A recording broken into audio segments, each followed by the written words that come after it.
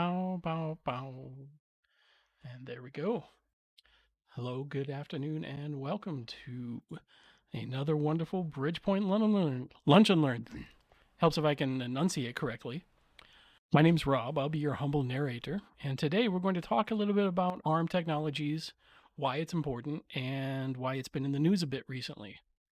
So diving right on in, got a couple of questions we need to answer. What is ARM? What makes it useful? Why is it a big deal? Why does it matter? And back to the news point, how much did NVIDIA pay for it? Holy cow. So, just a itty bitty warning up front. Some assembly language is going to be covered in this presentation. It's very useful. The good news is, won't be on the test. The better news, I'm kidding, there really is no test. So, moving on. This all started back in 1985 as the Acorn RISC Machine project, which is run by the Acorn Computer Group. People in my age group kind of sort of remember Acorn, but not really. Acorn at the time was a computer manufacturer like Apple or Digital or Laser or one of a ton of other computer manufacturers in the 80s. They were known primarily for being, they were based in the United Kingdom, and they were basically known for developing and selling machines there, like the BBC Micro. They had a couple of Acorn branded devices and things like that. They were looking to build something new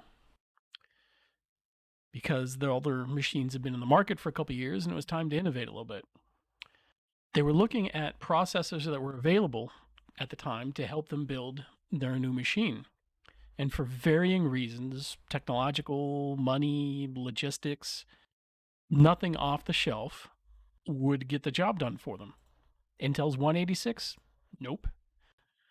A faster version of the 6502 that they'd put in their previous units and that you'd find in other such wonderful PCs of the 80s like the Apple II? Nope. This newfangled processor called the 68000 that Apple's using in their new computer that, maybe you've heard of it. It's called a Macintosh. That one doesn't work either. None of it's any good. For various reasons, Acorn decided to create its own processor from scratch.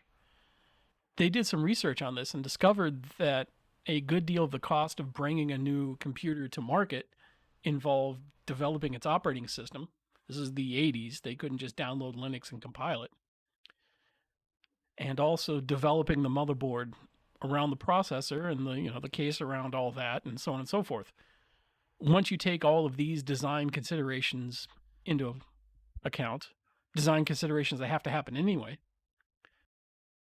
figuring out the processor isn't a large chunk of that cost, which meant they could build their own processor without a gigantic impact to the total cost of the project. And this is where they come to the United States for help. So enter DARPA. Yeah, that DARPA. We built the Internet DARPA and the Berkeley RISC project. By this point, microprocessors have been around for a bit over a decade. They'd gone from being just in computers and big buildings and into essentially started the whole computer revolution in terms of personal PCs and whatnot. Been around for a bit over a decade, to the point where academia, researchers had started looking at processors themselves, microprocessors themselves, and sort of started learning why businesses were making the decisions they were. One of the things they discovered was that a good deal of the instructions that a microprocessor has are not used for the vast majority of computing cases. It's all for edge cases.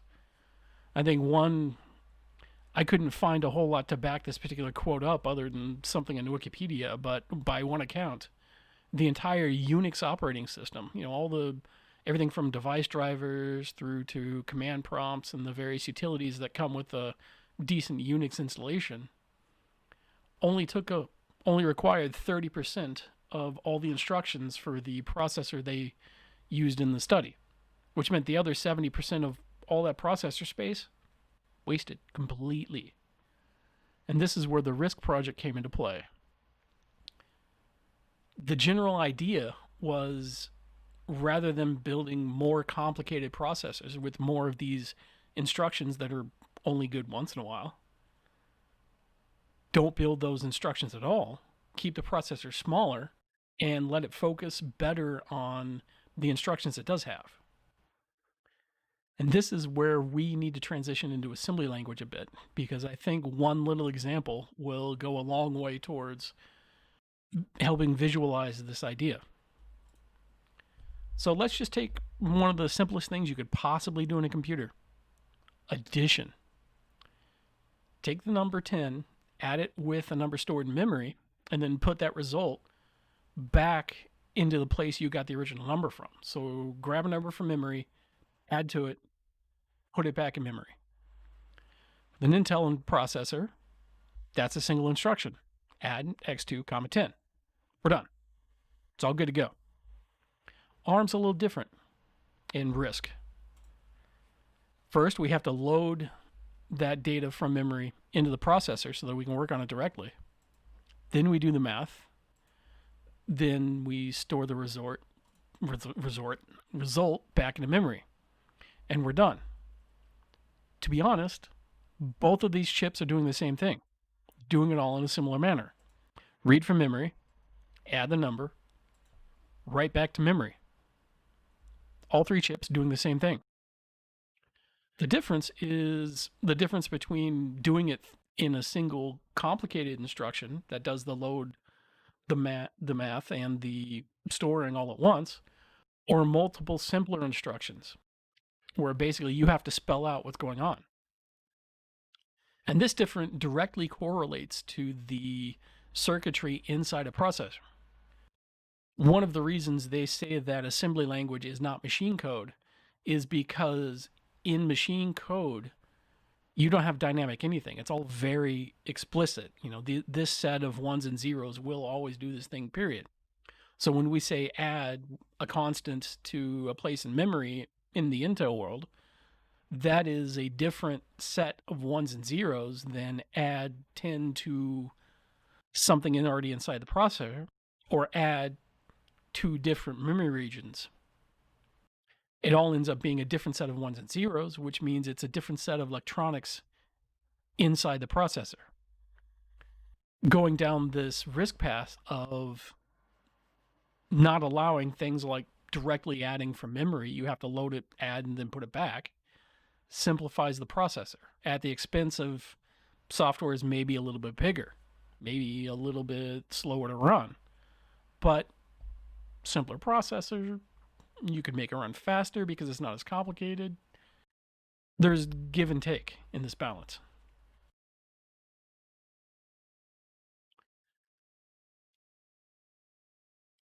Wow, I completely lost my train of thought here. It's embarrassing. So, back on point, the building a smaller processor using these RISC ideas of shrinking the instruction set and tuning it to the needs of general computing gives you the ability to build a processor faster using current fabrication technology. It's a simple processor. You don't need anything fancy. Which, because you can do it using off-the-shelf fabrication techniques, off-the-shelf everything basically, it helps you be competitive from a market perspective because you can build the thing cheaper. Once you get the design work done, which is work you would have to do anyway, you're ready to go. You can basically start shopping out to fabrication facilities and going from there. And the rest is history. You know, ARM and their RISC design takes over the world, and we never hear from Intel again because we go out of business in the early 90s. Of course, we all know that didn't happen. It didn't happen because backwards compatibility is king. By this point in time, the mid-80s, over in the United States and most other places of the world, this little itty-bitty company called IBM had been pushing their workstations on everybody. And with an operating system made from Microsoft, there was a good deal of software that already existed for this environment that both businesses and individuals could capitalize on. The idea of building a new computer from scratch with your own processor and your own operating system meant that absolutely none of the software that already existed would work on it. You would have to spend extra effort to make it work. And there was no guarantee that future updates from the other guys wouldn't accidentally break in your world. So even though it sounded like a good choice business from a business perspective to go ahead and build their own processor, it turned out to not be a good decision in the long run because IBM and MS-DOS and PC-DOS had already become established. That isn't to say Acorn went out of business and this whole idea died a slow death. The idea of RISC processors, and specifically Acorn's implementation of them, it lived on in workstations. A lot of people built RISC processors. There was an alternative RISC, smaller instruction set style of processing called MIPS. Digital Equipment loved to build MIPS workstations. It lived on its servers. Some of you probably remember Sun Microsystems and their Spark stations. They were all the rage in the 90s when it came to high performance workloads. All the processors inside the Spark stations were RISC designs owned by Sun Microsystems. This idea also lived on in microcontroller applications, which, if you think about it, is probably the perfect place for them. Microcontrollers are always smaller devices. They're embedded. A lot of them have power requirements because they are battery operated, which means the smaller your processor, the smaller your chip, the less power it needs, the longer your battery lives. Yay. So we're in the early 90s now. Acorn's not doing so hot, but there are businesses. The RISC processors that they've developed and the designs and ideas behind them are still hot. So crank the clock forward a little bit. Time moves on. Apple almost goes out of business. MTV stopped showing music videos. Parachute pants become a thing. Yeah. It also becomes apparent that mobile devices, not a fad. They're here to stay, really. But during this time, RISC in workstations and servers also primarily faded away, and that was again to the dominance of the available amount of software in the DOS world, and consequently, we're in the 90s now, the Windows world. Windows 95, Windows NT, all of those ran native on the x86 platform from manufacturers like Intel and AMD. And because the business world was heavily invested in those applications, they chose platforms that matched it. So a lot of the networking stuff and servers and workstations that were RISC-based sort of fell out of the market. There was some need for them, but not in the volumes and scales that would make it really profitable. That said, this idea of RISC, and here I am skipping slides, this idea of RISC never stopped being useful in the microcontroller and the smaller system scenarios for the reasons that made it useful in the first place. Low power, low footprint, small circuit. Yay, because that's great. During this time, Acorn just stops manufacturing PCs themselves. There's no point.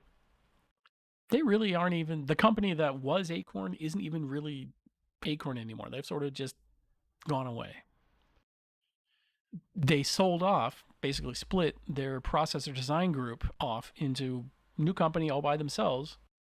Apple helped them.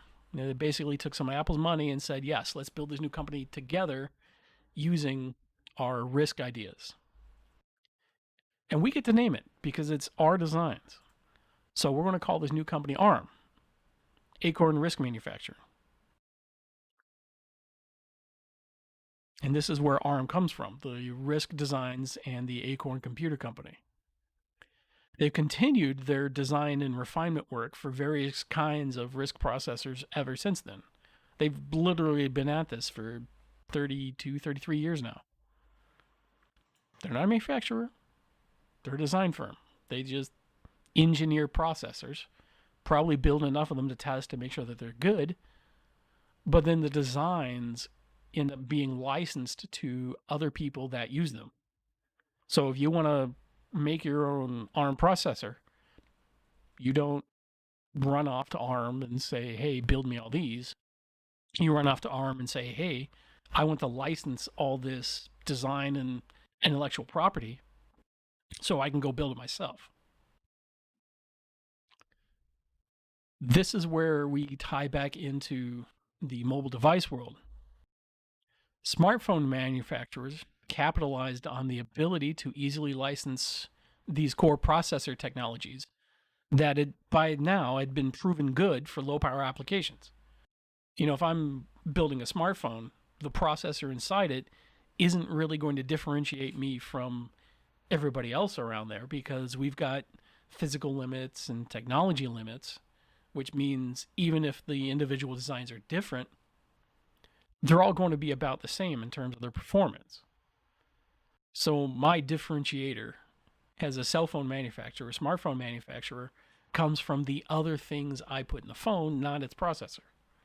Which means from a business perspective, it's okay for me to just go grab some off-the-shelf processors from somewhere else and drop it in my work.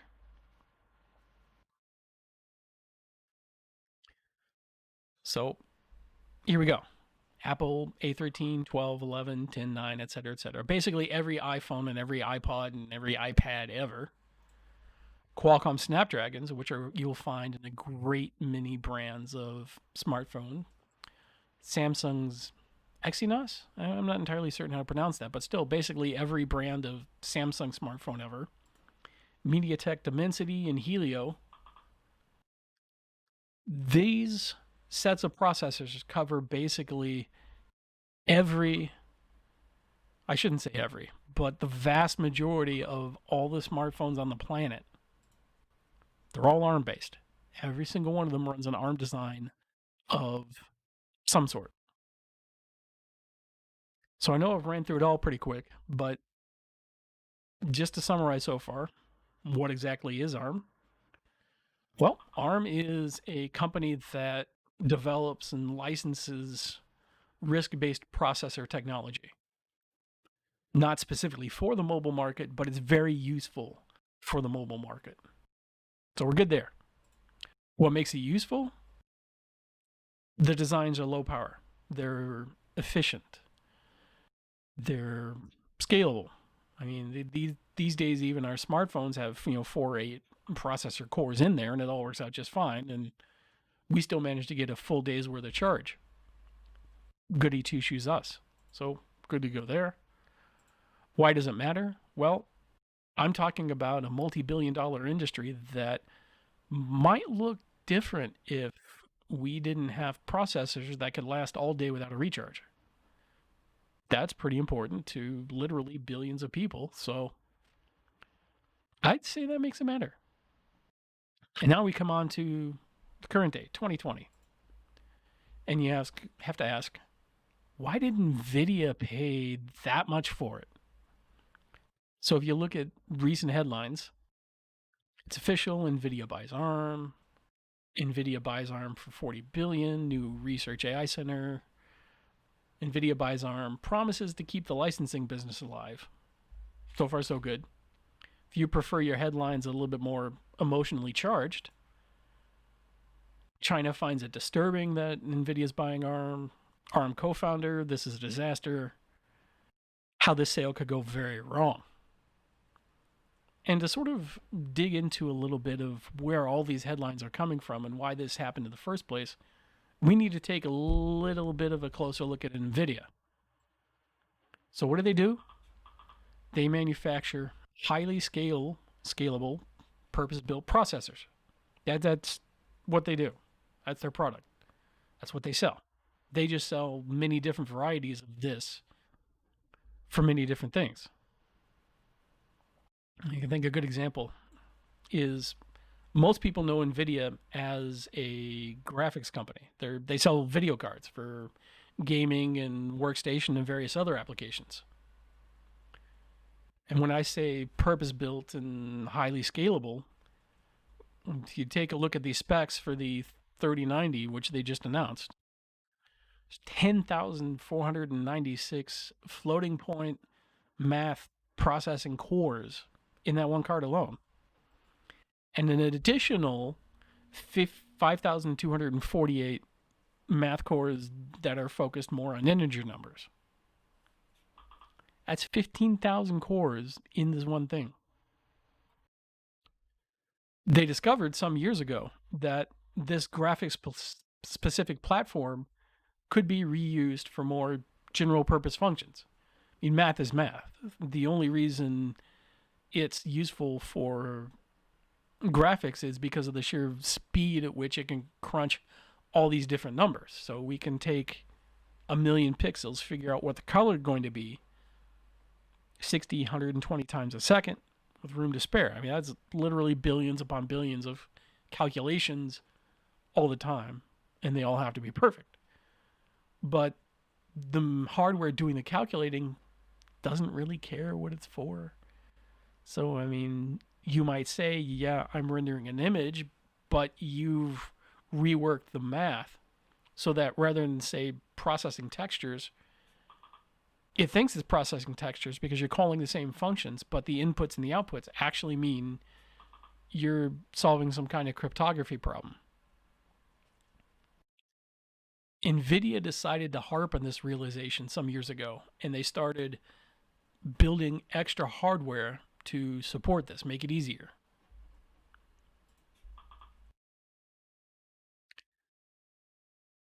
Announced new products, different core designs.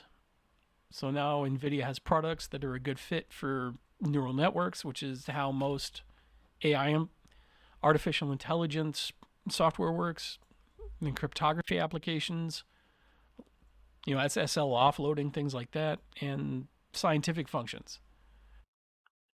Great deal of, like back in the old days, you had SETI at home, protein folding apps, all of this stuff, greatly accelerated by the use of technology that NVIDIA developed. As a result of these new products, their business expanded outside the realm of computer graphics. You can now go to Microsoft Azure, or Azure, depending on how you want to pronounce it, and pick up a processor, let it do its thing. I shouldn't call it a processor, it's a virtual machine, really. Install the software you need to do, and all of a sudden, boom, now you're crunching your fancy financials or doing your medical research, all from a box in the cloud that has an NVIDIA processor attached to it. But there's the rub. You can't do this with just NVIDIA hardware. You need something else. That video card, that whatever, has to plug into something else in order to get the job done. So you need NVIDIA and either an Intel or AMD processor, motherboard, rest of the stack, in order to have yourself a functional NVIDIA computing device. So here's a why NVIDIA paid $40 billion for ARM Holdings Limited. By acquiring ARM and the technology that comes along with it, combined with their existing design and fabrication capabilities, they now have everything they need to build an end-to-end solution. So within the next year or two, I would fully expect it to see an NVIDIA branded, completely homegrown workstation. It's got a high-end ARM processor in there. It's running Linux. It's got an NVIDIA card in there. You can do all the AI research or number crunching that you need to do.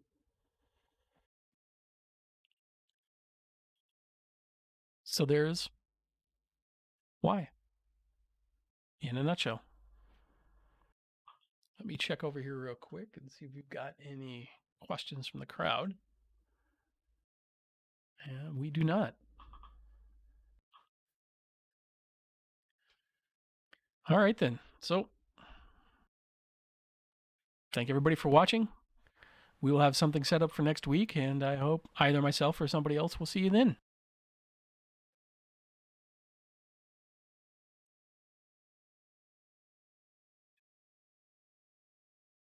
Have a good afternoon.